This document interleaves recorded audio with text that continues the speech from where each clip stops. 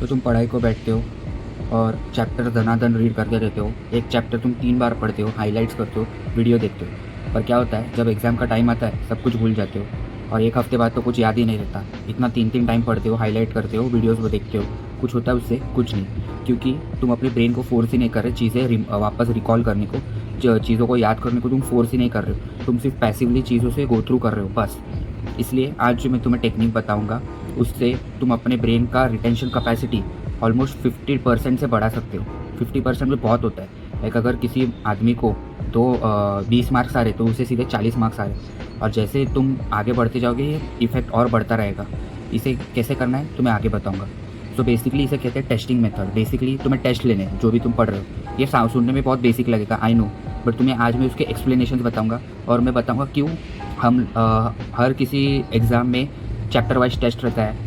Semester and final exam से पहले छोटे छोटे टेस्ट रहते हैं, ये क्यों रहते हैं, और मैं तुम्हें ये बताऊंगा। और टॉपर्स तुमने देखा ही रहेगा, जो टॉपर्स इन टेस्ट में अच्छा स्कोर करते हैं 95% टू 99% चांस है कि वही लोग आगे फाइनल एग्ज़ाम में भी टॉप करेंगे।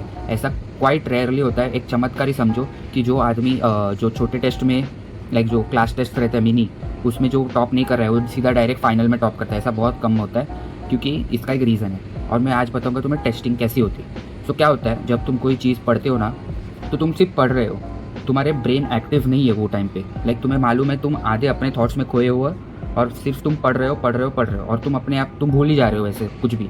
पर जब इसके बाद, पढ़ने के बाद तुम टेस्ट लोगे, तो टेस्ट में तुम मजबूर हो जाओगे जो तुमने पढ़ा है उसको याद करने के लिए। वरना सिर्फ पढ़ने के टाइम तुम कब मजबूर कर रहे हो अपने ब्रेन को चीज़ों को याद करने के लिए? कभी नहीं। पर जैसे ही तुम टेस्ट लोगे, तुम्हारा ब्रेन अपने आप मजबूर हो जाएगा रिकॉल करने के लिए चीज़ें, कि उसने क्या क्या पढ़ी।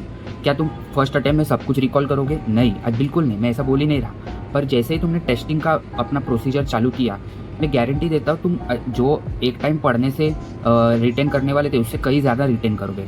तो हाँ, और तुम्हें लगेगा कि तुम्हें पढ़ना है 3-4 बार पढ़ के टेस्ट लेना है, ऐसा भी ज़रूरी नहीं है। तुम्हें एक एक्सपेरिमेंट बताता हूँ। 2 ग्रुप्स थे, उसमें से एक ग्रुप को 3 बार चैप्टर्स पढ़े उसने और फिर टेस्ट दिया। एक ग्रुप ने सिर्फ 1 बार पढ़ा, टेस्ट दिया, फिर वापस पढ़ा, फिर टेस्ट दिया। और तीसरे ग्रुप ने, और जो पहला ग्रुप था, उसने 3 बार पढ़ के 2 बार टेस्ट दिया। लास्ट में सब कुछ सिर्फ पढ़ा पहले 3 बार। तो तुम्हें क्या लगता है किसने परफॉर्म बेटर किया रहेगा? और मुझे शौक लगा था ये सुन के कि जिसने 1 बार पढ़ के फटाक से टेस्ट दिया, उस ग्रुप का रिजल्ट बहुत अच्छा आया, लाइक एज़ कम्पेयर टू जिसने 3 बार पढ़ा और फिर टेस्ट दिया। क्यों? क्योंकि उधर एक्टिव रिकॉल का प्रिंसिपल चल रहा था। और शॉकिंगली ये बात है कि जिन्होंने 3 बार पढ़ा ना, वो ज़्यादा कॉन्फिडेंट थे कि उनका टेस्ट अच्छा जाएगा, पर वैसा हुआ नहीं। और जिन्होंने 1 बार पढ़ा उनको कॉन्फिडेंस नहीं था, क्योंकि हमारा भी कैसा रहता है, 1 बार पढ़ने के बाद भरोसा नहीं रहता कि हम कर पाएंगे, पर उनका टेस्ट एक्चुअली अच्छा गया।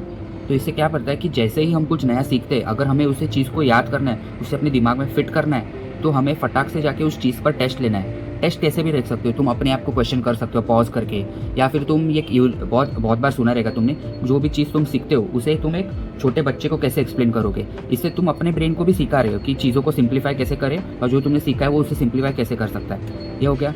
फिर और आजकल तो चैट जीपीटी ने चीज़ें इतनी आसान बनाई है कि पूछो ही मत। तो चैट जीपीटी को बोलो कि ये चैप्टर मैंने पढ़ा है, इतने इतने कंपोनेंट्स है, तो इस पे से मेरे को क्वेश्चंस पूछ और उसका टेस्ट पूछ, बेसिकली टेस्ट दे। सो तुम किसी भी चीज़ को जो तुम्हें इंटरेस्ट है, शायद तुमने कोई बुक पढ़ी है, लाइक सेल्फ इंप्रूवमेंट बुक जो तुम्हें पढ़ी है, उस पे ऊपर तुम्हें उसके कॉन्सेप्ट तुम्हें अपने ब्रेन में फिट करना है, तो चैट जीपीटी को बोलो मैंने ये बुक पढ़ी है इतने इतने चैप्टर तक, इसके ऊपर मुझे टेस्ट दे। तो वो तुम्हें टेस्ट करेगा उस पर, और जितना तुम खुद को टेस्ट करोगे तुम उतना इंप्रूव होते जाओगे। सो हाँ, ये बेसिकली यही है। तुम्हें चीज़ों को याद करने के लिए तुम्हारी मेमोरी इंप्रूव नहीं करनी है, तुम्हें जो भूलने का जो तुम्हारा साइकिल है ना, उसे कम करना है। लाइक तुम्हें भूलना कम करना है, समझे? सो हाँ, यही तो है, टेस्ट करते रहो। तुमने देखा रहेगा जो टॉपर लोग, जो क्लास टेस्ट वगैरह जिधर जो लोग टॉप करते हैं वही जाके फाइनल एग्जाम में टॉप करते हैं। कुछ अजब नहीं होता। पर हम क्या करते हैं, क्लास टेस्ट को सीरियस नहीं ले रहे थे, कौन से टेस्ट को सीरियस नहीं ले रहे थे, सीधा फाइनल एग्जाम को सीरियसली लेते। इससे क्या होता है, हम अंदर से बहुत कॉन्फिडेंट लेते हैं, हमने बहुत बार गो थ्रू किया है चीज़ें, बहुत बार पढ़ी है, पर जब टेस्टिंग सिचुएशन में आता है तो कुछ नहीं होता। क्रिकेट में भी ये कॉन्सेप्ट अप्लाई होता है। क्रिकेट में भी ये लोग बहुत कहते हैं कि तुम चाहे कितने भी नेट में प्रैक्टिस कर लो, कुछ भी कर लो, रियल टाइम जब तुम गेम खेलते हो तब तुम्हारा टेस्ट होता है। इसलिए तुम्हें खुद को टेस्ट करना है ताकि तुम्हारे कॉन्सेप्ट बेटर हो और तुम्हारा दिमाग और तेज़ी से चले और वो कॉन्सेप्ट तुम्हारे दिमाग में फिट हो। सो हाँ, इतना ही है। सो ये चीज़ें जो मैंने अभी कही, मैंने एंड्रयू ह्यूबरमैन के लर्निंग एंड स्टडिंग के पॉडकास्ट में से तुम्हें ग्लिम्स बताए। सो हाँ, मैं इसी तरह से अलग अलग चीज़ों से सीख के जो मुझे बेस्ट लगता है मैं तुम्हें बताता हूँ। सो चैनल को सब्सक्राइब करो, तुम्हें कोई लंबे पॉडकास्ट देखने की ज़रूरत नहीं है जिन चीज़ों के मैं बारे में बता रहा हूँ, क्योंकि मैं तुम्हें समराइज़ करके सब बता रहा हूँ। सो हाँ, और टेस्ट करते टाइम एमसीक्यूज़ अवॉइड करना, क्योंकि एमसीक्यू में तुम्हें सामने चीज़ें दिख जाती है। एक्टिव रिकॉल के लिए तुम्हें कुछ नहीं दिखना चाहिए, तुम्हें सिर्फ क्वेश्चन दिखना चाहिए और तुम्हारे ब्रेन पे जोर डालो। और एक बार तुम टेस्ट के बाद देखना कि तुम्हारा कितना कॉन्फिडेंस हाई हो जाता है, एक्चुअली तुम्हें कितनी चीज़ें याद रहती है। सो हाँ, दैट्स इट। Good bye.